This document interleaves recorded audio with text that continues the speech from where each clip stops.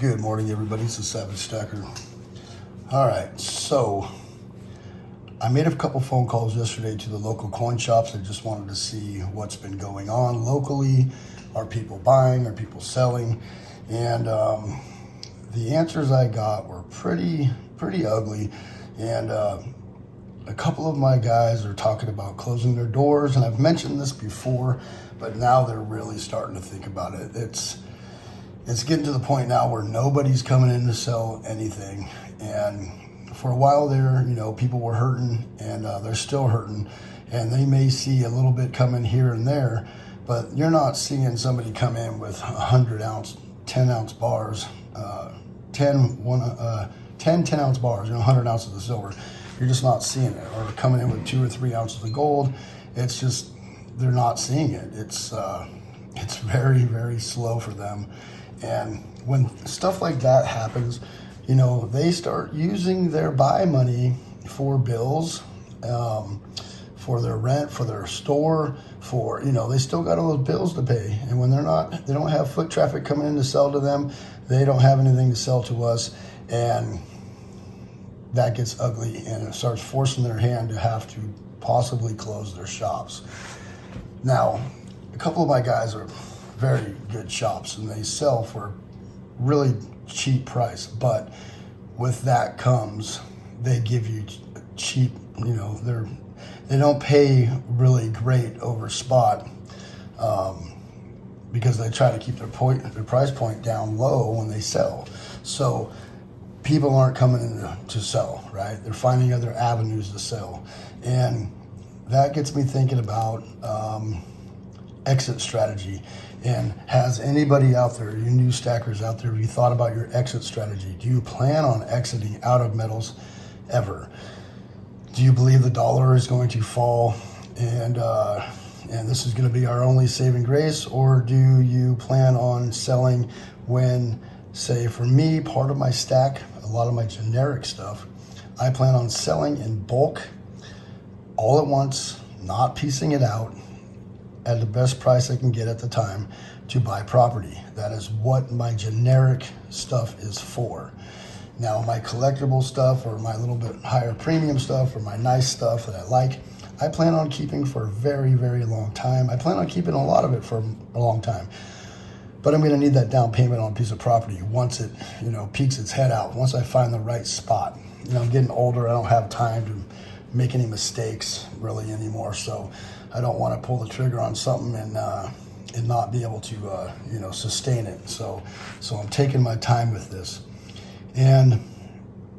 But when that time comes, I need that resource. I need that local coin shop or wherever it is to sell this in bulk all at once, not piece it out, a 10-ounce bar here, a 10-ounce bar there, or anything like that. I just don't, I'm not going to have the time. I'm going to have to get that chunk of money, put it in the bank, let it mature, and do the down payment thing and do all that whole setup, right? So it takes time all in itself. So I don't have time to sit there and piece out my stack. Now, should I be holding on to some extra money? Yes, probably, if that's my plan anyways. And I do put a substantial amount of cash, not substantial amount, but a portion of my budget goes to cash or bank savings in order to do so. But what I've noticed lately is that this resource that we have, this great resource of buying from local coin shops, could one day fall apart, just like Blockbuster did with Redbox, right? You had Blockbuster, you could go in and look at movies, which I loved doing, and or now you can go to convenience down to Redbox and get a movie right there in front of Safeway after you get done grocery shopping or wherever it is.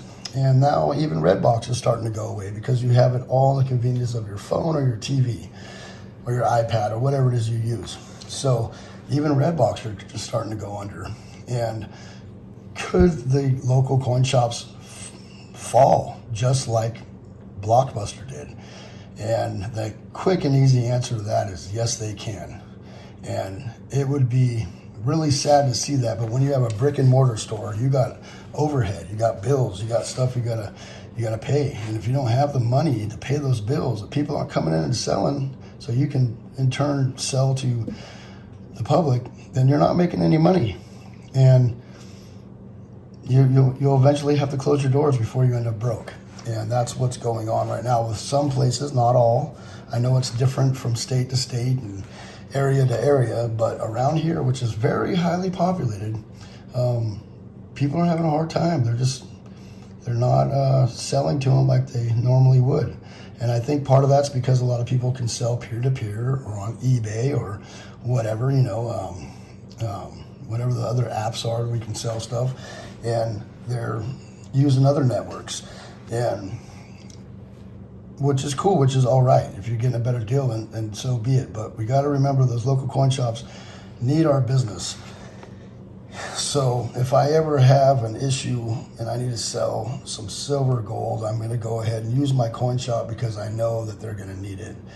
I might not get the best deal. I might lose a couple dollars compared to piecing it out somewhere else, but I buy as close to spot when I can, when the premiums are down, back up the truck and buy super generic stuff, low premium, so that way I can sell in bulk to them when the time comes. And I do that on purpose for a few different reasons. And so I try to remember that. I try to give my local coin shops as much business as I can. Now selling to them is kind of hard because I'm not in a selling mode. I'm not into selling my metals right now at all, and a lot of people are in the same boat. So hopefully they can find other ways to keep their doors open, like if people bring in vintage, they can pull it aside and put it on eBay themselves, make a few extra bucks, or start finding a vendor. They would have to probably take a margin loss, of course, but they have to give it the times if they want to eat. That's just the way it is. So have you thought about an exit strategy? Have you thought about a way of getting rid of your metals when the time comes? If you plan on ever selling, if you're like me and you put a lot of your money into metals, it's not because I don't need that money. I later on down the road will definitely need that money. And so until I can trade this stuff for a house, I need that avenue. I need that resource. So think about that stuff. There's a lot of new stackers out there. Have you thought about selling? Have you thought about your exit strategy? Have you thought about what you're going to do when that time comes, if it ever comes? A lot of us, it's really easy to buy this stuff. Really, really easy. It's a whole nother story trying to sell. You got people that give you different prices. You got people that are very particular about what they buy. You buy vintage stuff, and those coin shops, they're not going to pay you what this stuff's worth. They're just not. I just got this right here. Look at that sexy little bar. A WSR bar right there. You can look it up on allhinglehard.com. They are there. Very Western silver refining. Been around a long time. This bar was minted in 1975. I love these little boutique, smaller, little, Plaza Sierra here, LMC. I believe that's Louisiana Metal Corporation. These are small little refineries that are, no longer with us, and I love that type of vintage. I do love my Englehards and my Johnson Matthey, but I do like those smaller little old school vintage bars. Definitely fun stuff. Stuff like this, you're not going to want to sell to your local coin shop.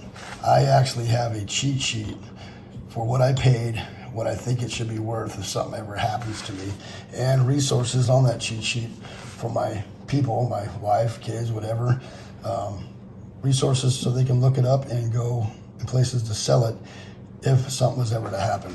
That way, you don't want them, in 10 years from now, you don't want them just taking this down and getting spot for it, right? It's not worth a spot. It's worth a lot more than that.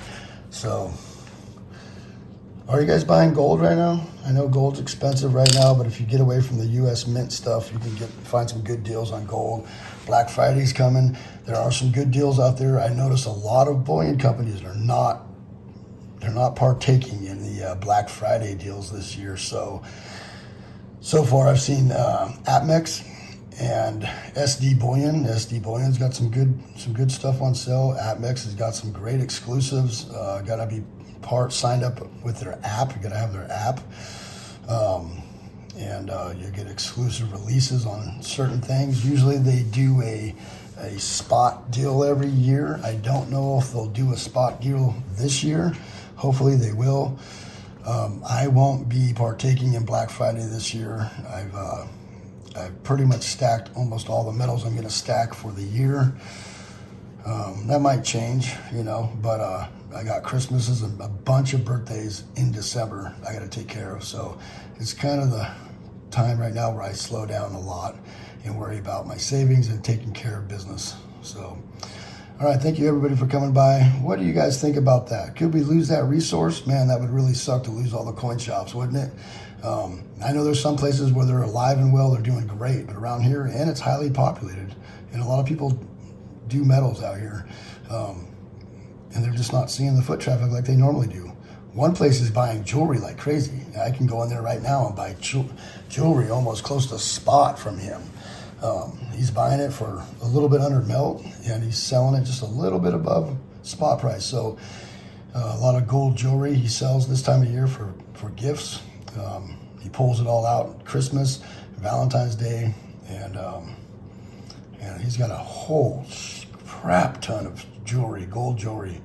So you know, keep your eyes out for some of that stuff too. That's good stuff too. If you can get it close to melt, it's good stuff. You know, gold's gold. All right, thank you everybody for coming by. It is a Savagestacker. Oh, remember, if your coin shop does have jewelry and you're looking for jewelry or necklaces or rings, they are like 50% cheaper than any jewelry store out there. It's like the spot to go, and that's where I go, and keeps him alive and keeps my family happy because we got some gold jewelry for cheap. All right, thank you everybody for coming by. Please hit that bell icon so you get updated on my latest videos. Please rate, comment, and subscribe. Savagestacker is over and out.